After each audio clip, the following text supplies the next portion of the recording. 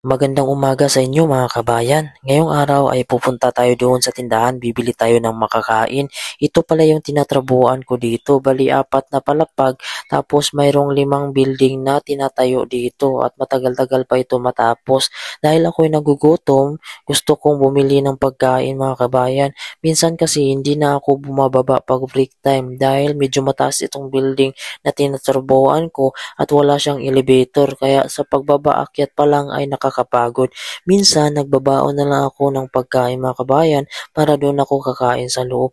Medyo maulan pa nga dito at malakas yung hangin habang ako ay naglalakad. Medyo malapit lang naman yung bibilan natin kaya hindi na ako nagsasakyan. May elevator naman itong ginagawa naming building kaso hindi pa siya kinakabit.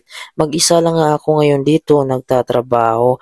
May mga kasama naman ako kaso nasa kabilang building sila. Alas 9 na pero wala ka pa rin makikitang araw. Palapit na kasi dito yung winter. Alam nyo naman pag winter ay bihirang-bihira mo lang makikita yung araw.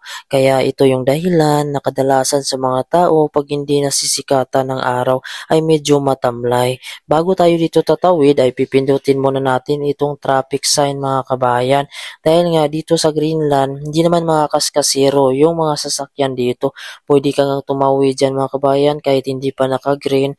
Dahil nga mas iniiwasan nila dito yung mga tao na masagasaan. Hindi kagaya sa ibang lugar mga kabayan na talagang magdadalawang isip ka kung tatawid ka baka mabangga ka. Pero ako dito ay sumusunod talaga tayo sa kanilang batas dito dahil nga tayo ay dayo lang. Medyo pumayat nga ako dito sa Greenland dahil nga hindi naman kompleto yung pagkain dito na gaya na kinakain natin sa Pilipinas.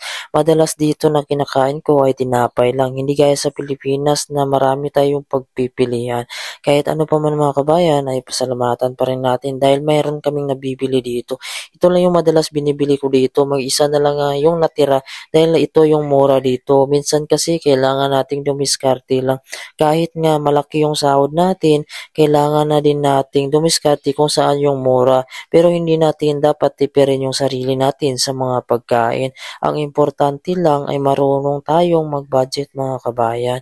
At ito nga ay pauwi na tayo. Kinain ko na nga yung tinapay dahil nga ako'y nagugutom na. Minsan nga may mga time na nalilibang ako sa pagtatrabaho, hindi ko na mamalayan na yung oras ay sobra na pala. Kaya kung minsan ay medyo masakit na yung tiyan ko mga kabayan. At dito nga pagkadating ko dito sa trabaho ay kinakain ko na din yung isa. Bumili din pala ako nitong choco dahil nga ito yung paborito ko minsan. Pag ito yung iniinom ko mga kabayan ay mabilis akong mabusog at medyo matagal na tayong gutomin. At okay mga kabayan, hanggang dito na lang yung aking video at ako'y magtatrabaho na naman. Maraming salamat po sa laging panonood at ingat po kayo palagi and God bless you all po.